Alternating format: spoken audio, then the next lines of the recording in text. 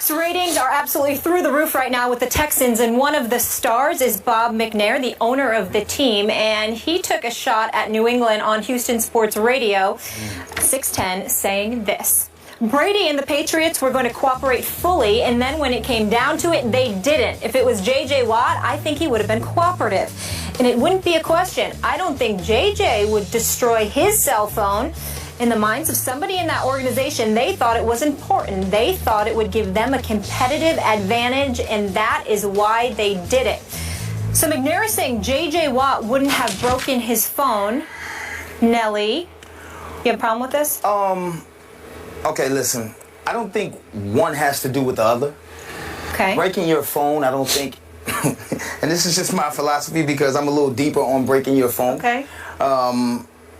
Cooperating, I agree too. You know, I feel like, you know, Brady could have been a little bit more cooperative at the time, but I don't think that has to do with breaking the phone here. And I say that because, first of all, J.J. Watt is not married, as far as I understand. Okay. And excuse me, because I'm going to go this way with this. I don't know if he's engaged. I don't know his status relationship. And I say that to say any guy in a relationship, or especially a young guy like this. What are you trying to say here? Breaking your phone has always crossed your mind in some type of relationship. Okay. One or the other. Looking forward to my future. So, yeah, you know, but I don't think he would have a reason to break his phone. You see what I'm saying? I don't think he has a reason to break his phone. I don't know what that has to do with this, saying that he doesn't. And I could be a little bit more off the subject on that, but I think that's just a psychological thing. I mean, Brady's married, man. Breaking his phone is always in the back of your mind somewhere. Somewhere it's a drastic measure. You see? But I think it was a cheap shot. I think it definitely was a cheap shot because, you know, and I think it was a little bit, just a tad bit classless. Okay, I'll buy that. Just a tad bit. Just a tad bit. I respect McNair. I respect McNair to the utmost. So let me first by say that. But I do think it was a tad bit classless on that end. Maybe no need breaking the phone. To go there. Just stick with the cooperating. Yep. Saying the breaking of the phone. The operative word was destroyed. He destroyed his phone. I hate that because I just picture him running over a truck over a cell phone. Jumping on it. Yeah, right. Okay. I was offended by this comment, and we're going to get into this in just a moment here, but I do believe something's operating with Hard Knocks and the Texans. The Texans are really getting full of themselves because the cameras are everywhere. They're omnipresent throughout their camp, and they come across like kind of a smaller town team, even though H-Town's not a small town, but they haven't gotten a whole lot of media exposure, especially over the last couple of years, 2-14, 9-7. And they're starting to feel empowered, like they're lighting up for the cameras more and more, and in this case, Mr. McNair was lighting up for the microphone in a radio interview. Feeling full of himself, he's now a star on Hard Knocks, as you said, you prefaced this with, and he reached for our guy, our man, who's the most valuable player in the National Football League, J.J. Watt, and he is the apple of their eye in Houston, man. He is their centerpiece of their franchise. As he should be. And he should be, and he's the centerpiece in a lot of ways of Hard Knocks. He's saying that he has higher character than Tom Brady does. That's the inference of that quote. I don't believe that's true, and that's no knock on J.J. Watt's character, but it is a shot at Tom Brady's character, which by all accounts, I know a lot of people who know him, a lot of people who've worked around him. I have never heard a negative word about Tom Brady's character. He is at the top of everybody's list who's been around him in any workplace environment. So remember what happened. Tom Brady was told before he was interrogated by Mr. Wells, before the Wells report, he was told he would not have to surrender his cell phone because the NFLPA, the Players Association, would balk at that. It would have to be approved by the NFLPA, and the NFLPA would laugh at the notion of surrendering your cell phone to the National Football League for this investigation. It's an invasion of your right to privacy. So Brady was under the impression his cell phone doesn't matter, and he did say, and I'm going to buy this. You can laugh at it if you want. But he did say that he regularly changes his cell phone. He doesn't destroy it. He just changes phones because he is a very public person. And, and certainly in New England, he is the star among stars. And new phones come out. They do come out, yeah. And so every, you I don't know, upgrade. every so 6 months why did he or whatever. destroy this one? Okay, but destroy, you're using, he just changed. He threw it away or whatever you do. He changed it. You turn it, but it's still unclear at what point he did because he never thought it was going to come into play. Okay. And I also remind you, Nice face. I remind you that the equipment guy, Jastrzemski, they had his cell phone. So whatever text went into his cell phone from Tom Brady's, they had in the back and forth was there. They could go. They had no smoking gun. So what good would it have done them to have Tom's cell phone besides Jastrzemski quotes? I don't know. Text to Jastrzemski. I have no idea. So I'm going to defend Tom Brady on this one, and I think Mr. McNair is shooting from a distance from the hip and the lip on this one, and he's a little uninformed about it. That's what I think. Well, we know one thing. We know you're going to defend Tom Brady. Okay. We understand that. Okay, but I'm right in defending Tom Brady. Well, you know what? Somebody's got to defend him. Somebody's got to defend him. Remains to be seen who's right. Yeah, okay. For who's defending who. Now, I agree. Switching phones, everybody switch phones. Yep. I switch phones. I understand that point. I understand that valid point. And I also understand the point that Stephen A. made when he said, yo, I'm not giving anybody my cell phone. He would not. You know, no, maybe, you know, maybe, you know, in the back of his mind, he heard L wanted your phone. Okay. You know, and maybe Oh. Giselle. Oh, L. Okay. You see what I'm saying? Okay. Like, Instead of Goodell. Goodell. Oh, I see what you're doing there. Right, Oh, okay, Giselle. okay, I think he heard Giselle and went, You know. oh, Goodell. Oh, why didn't you say so? Yeah, You know, I that seriously should've been- doubt that, but that's funny. Right. It's funny. It's clever. I mean, you know, I could have went that way. But again, I think his cooperation and him not taking them approaching him very seriously. I just think that both sides probably went too far on this, and now they're both caught out on the limb, and neither one wants to give any way. So, I mean, how this thing made it to court, I would never know. It's about to go to the next stage, of course. That's what I'm saying. Yeah. How this made it to court? Are we serious right now? Like this thing should have been over and done with the same week of. Okay, but you know what's happening? Super Bowl.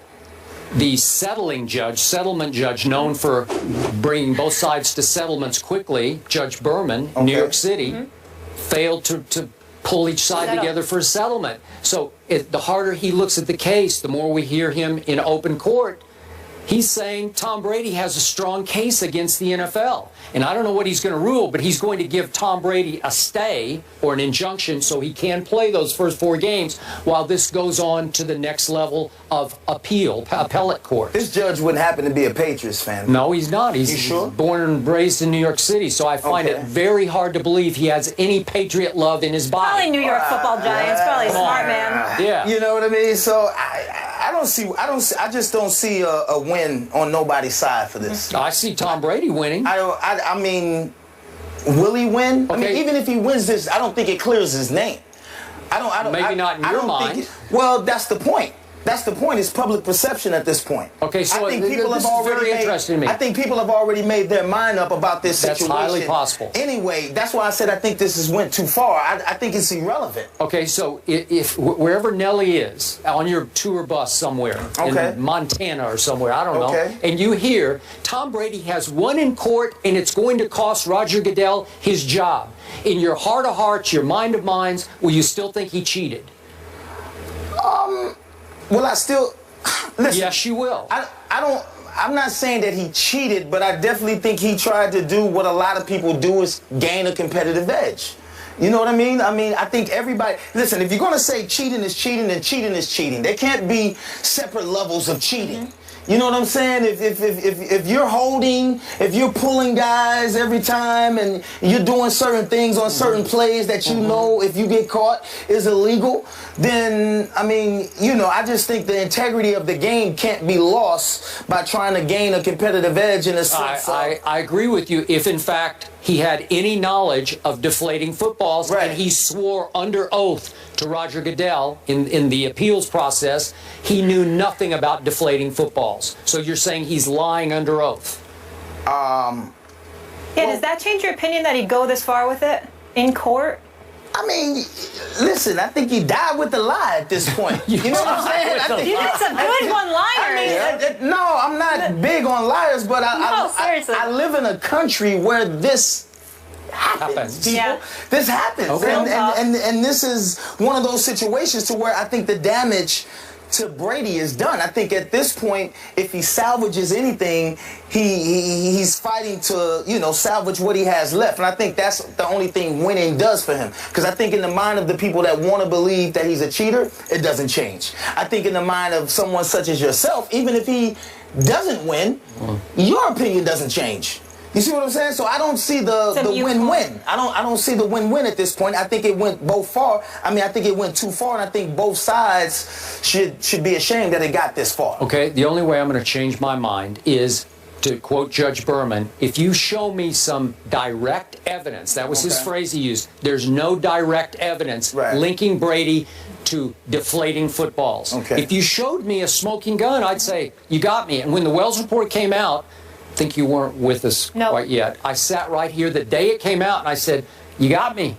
He's guilty, because I didn't know enough. And then as I started making calls and doing my homework, I found that Tom Brady is saying that's a flat out lie. Right. And that he was willing to fight to the legal death, which he has now shown you that he's willing to do. Yeah, he's willing to fight. Yeah. We're going to see. I mean, again, so who cares? I think a lot of people We started this block. Who cares on another subject? On the But remember, the commissioner can die with the lie too, right? Right, but I mean, again, who's the commissioner's boss? The owners. 32 of them. Right, Yep. the owners. And at this point, I think a lot of the owners would just wish this would go away. I think they were split last time. Right, and I think this is very, very convenient of a controversy for these two, for Goodell and the Patriots to be in this, when just last year they were perceived as being too buddy-buddy. Yeah, okay. And I just think this was too convenient. All right. I just think it was. Can I make a quick, I said I was going to make a quick statement on Hard Knocks. This is the way, and I haven't watched all of it, but I've watched enough to get a great feel for it. And I like Bill O'Brien. I've talked to him before up here. He's a good guy. I think he's getting a little too full of himself. And you can argue whether he's being completely natural and authentic in front of the cameras, or is he so self-conscious that he's constantly on camera that he's starting to play to the camera. I think he's playing to the camera. I think that whole team is playing to the camera because they are loving the attention and publicity. And I know Joe Buck said on the Fox telecast the other day, Bill O'Brien's becoming a rock star on Hard Knocks. Well, he is. I hope he can live up to being a rock star when the real game starts. Well, that's what we're going to have to see, because the spotlight is definitely on the Texans. The spotlight is on the #1 player, J.J. Watt, which, the #1 player is on the 16th defense last year. Who would not have destroyed his cell phone. Right? I don't know how the #1 player gets that rank. Maybe down the road. We'll see. He would destroy it. All right, that does surprise me a little bit, though, just because he comes from that Belichick coaching tree, that he's into it, because that's not their style. I guess he was really stifled under Belichick, right? Exactly. Yeah. All right, we'll leave it there. The language. Don't get me started on the language. Well, that's why it's on HBO. I know, but the language is over the top bad. But you know what? Like, come on. I try not to, because I know about being in your work environment and certain things people don't understand when you're trying to get the job done. I mean, we go through that a lot as artists. Being in the studio is something different. Some people come to the studio and they're like, whoa, what's going on? But you need certain environments in order to get the job done. You do. And if that's how he is to get this job done, then we'll see. We'll see. We'll see. He likes it. We love it. All right. Another quarterback who is always in the headlines, Tim Tebow. Uh-oh. He'll be at the Jets Thursday night, but will this be his last game in the NFL? We'll discuss that when we come back. This is First Take.